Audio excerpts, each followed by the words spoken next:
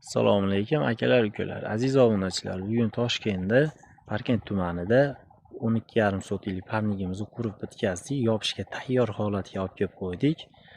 Xo'sh, buni yopmaganimiz hozir sababi bu yerlarda hozir yomg'ir yog'mayapti. Ayta bilayotgan bo'lsanglar, dekabr oyi 2-dekabr bugun 2025-yil. Bu yerda malina bor parsa. Ko'chatlar bor malina. Shular suv ichib olish kerak ekan. Bu yerda so'jicha tanqis ekan. Shuning uchun yopilgani yo'q. Xudo xolasa bir martadan qor yo bo'lmasam yomg'ir yoqqandan keyin yopiladi deyapti uyda egasi. Ungacha yopilmay turar ekan. Yopilishiga tayyor qilib qo'ydik. Plyonkalarni olib kelib omborxonaga qo'yib qo'ydik.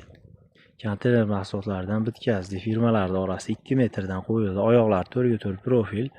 Xo'sh, alkalari 3,5 ga 3,5 32 lik turbaga o'xshagan bo'ladi. Faqat 4 burchak shaklda 3,5 ga 3,5 bo'ladi.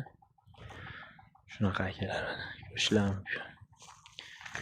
Bu ishimiz O'zbekiston bo'ylab yo'lga qo'yilgan.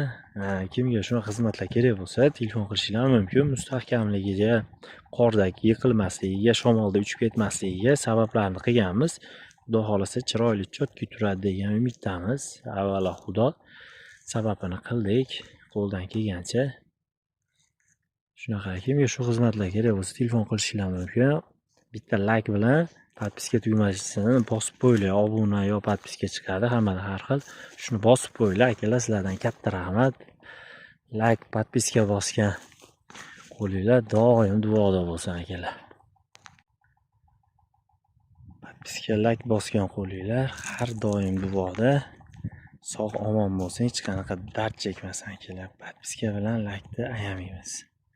E'tiborlar uchun Besposredniy ustasidan Bekzod ustadan.